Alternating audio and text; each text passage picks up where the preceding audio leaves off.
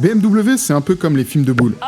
En public, tout le monde fait semblant de pas aimer, mais en privé, on dirait bien qu'ils ont pas mal de fans quand même. D'un côté, on a une des marques les plus célèbres de la planète, avec des modèles iconiques et le fan club certainement le plus populaire du monde, mais de l'autre côté, on a les détracteurs les plus féroces qui accusent les propriétaires de BMW d'être les pires cons de la route. Une étude britannique basée sur les données des assurances a même montré que les conducteurs de BMW ont plus de 16% de chances d'être impliqués dans un accident en 5 ans de conduite, ce qui est supérieur à la moyenne générale de toutes les autres marques. Et un sondage du site Autotrader nous apprend aussi que sur 21 000 conducteurs interrogés, presque la moitié d'entre eux considèrent que les BMistes sont les plus dangereux sur la route.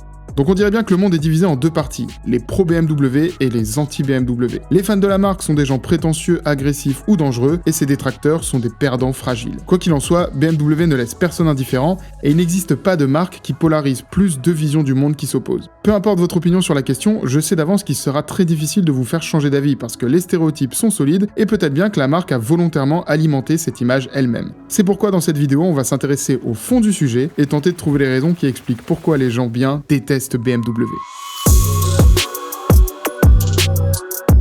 Une voiture, c'est 4 roues, un moteur, un volant et une carrosserie. En gros, elles remplissent tous ces critères. Seulement, on trouve des voitures neuves de 10 000 euros à 100 000 euros et bien plus encore, mais est-ce qu'une voiture à 100 000 est 10 fois meilleure, 10 fois plus rapide, 10 fois plus durable ou plus fiable? Pas forcément. Par contre, elle a forcément quelque chose qui justifie son prix, car aucun automobiliste sain d'esprit ne dépenserait 10 fois plus d'argent pour s'offrir à peu près la même chose que ce qu'il pourrait avoir 10 fois moins cher.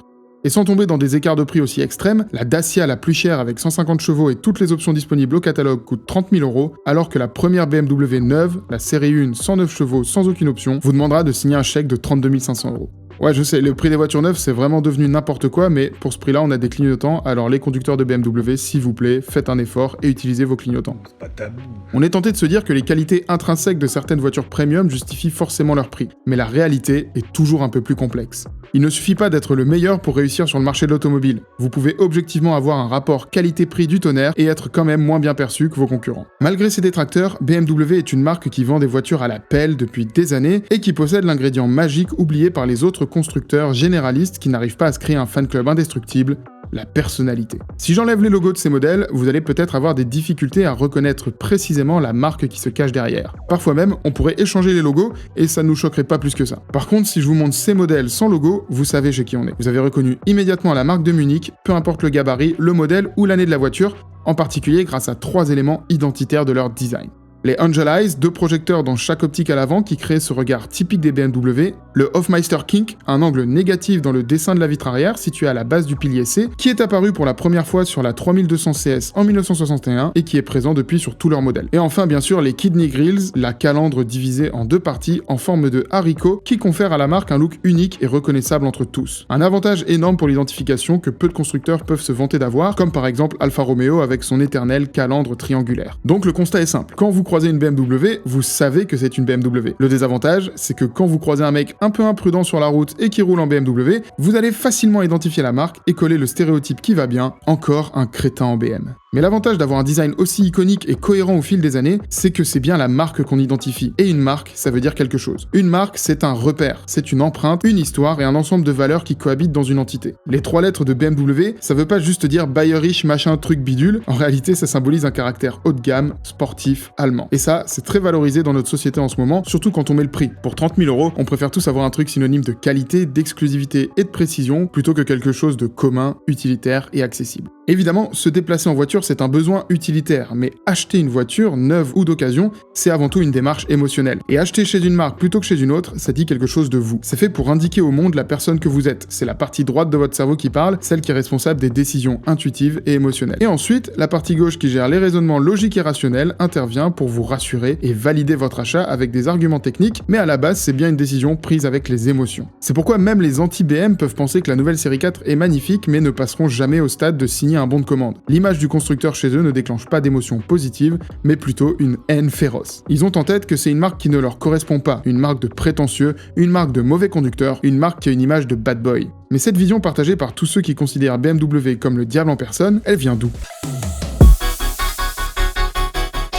La culture populaire, c'est un ensemble d'idées, de pratiques et d'expressions largement diffusées et appréciées par le grand public. Elle englobe la musique, le cinéma, la télé, la mode et plein d'autres aspects de la vie quotidienne. La culture populaire, ça influence notre perception des choses en façonnant nos goûts, nos comportements et nos valeurs, puisqu'elle reflète et façonne notre identité, nos préoccupations et nos normes sociales, contribuant ainsi à la construction de notre vision du monde. Bien sûr, la perception des éléments dans la culture populaire ne colle pas toujours à la réalité. Par exemple, dans la culture populaire, Tom le chat de Tom et Jerry est perçu comme le méchant. On le voit en permanence avec ses yeux malicieux et ses griffes acérées en train de comploter pour chasser Jerry. La vérité de l'histoire, c'est que Tom est un chat serviable qui passe ses journées à protéger la maison en effrayant les rongeurs.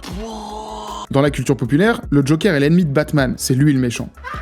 Batman défend les gentils contre les méchants car pour lui le monde est divisé entre ces deux catégories. En réalité, le personnage du Joker nous apprend que la bonté est dans chacun, mais que tout le monde est sur une limite et qu'une seule journée peut vous faire basculer du mauvais côté. Ce qui est certainement plus proche de la réalité. La place des voitures allemandes dans la culture populaire, c'est quasiment toujours du côté du méchant. Il est méchant, donc il conduit une allemande. Casse-toi! En réalité, il conduit une allemande parce que ça permet de définir les éléments de personnalité qui ont fait de lui un méchant efficace et redoutable. Il est précis, ambitieux, il a du pouvoir et le sens du contrôle. C'est aussi dû aux qualités techniques et à la fiabilité de ses véhicules. Combien de fois vous avez vu un héros sauter dans une voiture et la voiture ne démarre pas? Des dizaines de fois.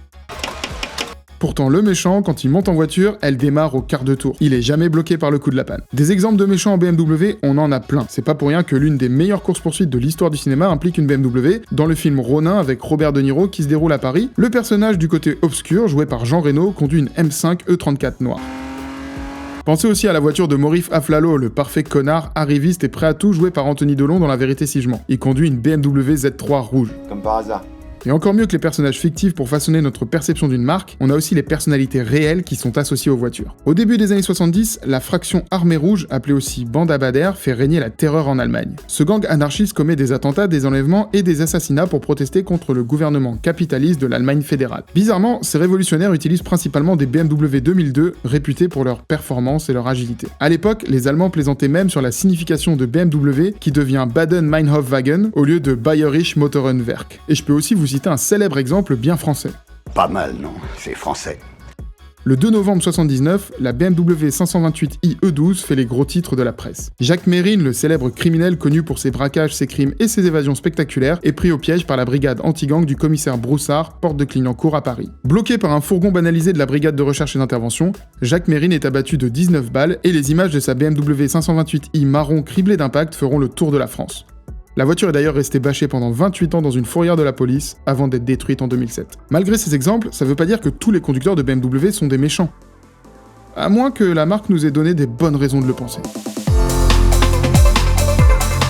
On a beau dire ce qu'on veut, BMW est quand même plutôt au sommet de la chaîne alimentaire de l'automobile. Et si on parle de chaîne alimentaire, c'est bien parce que la symbolique du règne animal est très présente dans ce domaine. On a la force tranquille des éléphants, la discrétion des insectes, la puissance des pur sang. On a même pas mal de noms de modèles qui font directement référence à des animaux comme jaguar, coccinelle, viper, barracuda et raptor. Si vous voyez un aigle au regard perçant, une grenouille plutôt sympa ou un animal menaçant prêt à bondir, c'est pas un hasard. L'anthropomorphisme est passé par là. L'anthropomorphisme, du grec anthropos qui veut dire humain et morphé, la forme, désigne le fait d'attribuer à un objet des qualités humaines. Avec une voiture dessinée dans l'idée de lui donner un visage familier, il devient normal de penser que nous l'apprécions réellement, que nous pouvons lui faire confiance et que nous pouvons lui attribuer des traits de caractère comme le charisme, la puissance ou l'élégance. La voiture devient un être à part entière avec lequel nous cohabitons et qui nous représente. En plus de ça, avoir un objet anthropomorphique nous fait l'apprécier. Puisque l'humain n'est pas à l'aise avec les choses qui lui sont étrangères, ça nous fait du bien de reconnaître quelque chose que l'on peut identifier au premier coup d'œil. Évidemment, l'automobile s'y prête bien puisque deux phares excentrés et une calandre évoquent assez rapidement deux yeux et une bouche, les éléments qui structurent le visage dans la majorité des espèces du vivant, et le design de ces éléments permet de donner rapidement une identité à chaque modèle. Chez BMW, on joue depuis toujours sur un regard félin et expressif, avec des feux assez fins et horizontaux dotés d'une lentille bien circulaire, les Angel Eyes, qui donne immédiatement à la voiture son caractère agressif, robuste, rapide et sportif. La calandre également, élégante et statutaire avec sa grille verticale, apporte aux voitures une force et une présence qui commandent le respect, comme on pourrait le ressentir à la vue d'un félin en chasse. Sur tous les modèles, son dessin éternel et sa finition brillante évoquent la puissance et la détermination d'un prédateur qui se prépare à bondir sur sa proie. Enfin, ça c'était avant.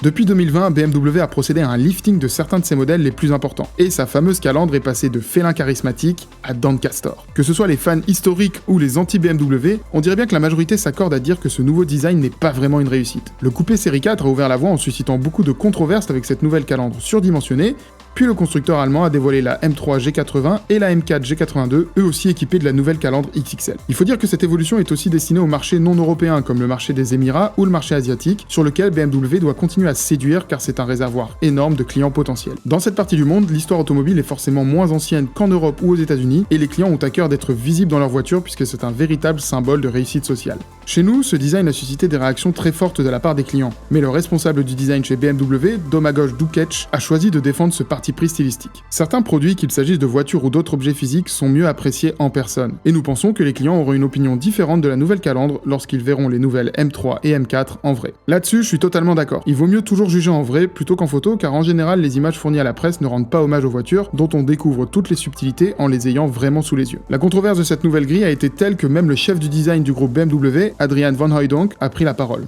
En tant qu'entreprise, il faut continuer à avancer. Dès que vous restez immobile, vous devenez une cible facile. Je ne suis pas psychologue, mais je sais que BMW est une marque qui compte pas seulement des clients, mais aussi des fans. Ils connaissent toute notre histoire en matière de design et ont des opinions bien arrêtées à ce sujet. Je ne pense pas que ce soit une mauvaise chose, cela signifie que nous avons vraiment établi une connexion émotionnelle avec ces personnes. Avec cette précision, on comprend que le Big Boss a parfaitement saisi l'élément qui fait la force de la marque face à toutes ses concurrentes, la personnalité. Dans un marché qui se tourne progressivement vers l'Orient et où de plus en plus de constructeurs chinois arrivent avec des nouveautés quasiment au niveau des marques européennes centenaires, BMW tente des choses fortes dans son style pour rester une marque identifiable entre toutes les autres et garder sa longueur d'avance. J'ai pas envie de faire le grand littéraire, mais cette stratégie me rappelle une phrase de William Shakespeare. Aimez-moi ou détestez-moi, les deux me sont favorables. Si vous m'aimez, je serai toujours dans votre cœur. Si vous me détestez, je serai toujours dans votre esprit. Vous avez noté que j'ai pas donné mon avis personnel sur la nouvelle face avant des BMW dans cette vidéo. Ce qui m'intéresse, c'est de faire un sondage auprès des passionnés abonnés à la chaîne pour voir ce que vous en pensez. Alors j'ai hâte de lire votre avis en commentaire.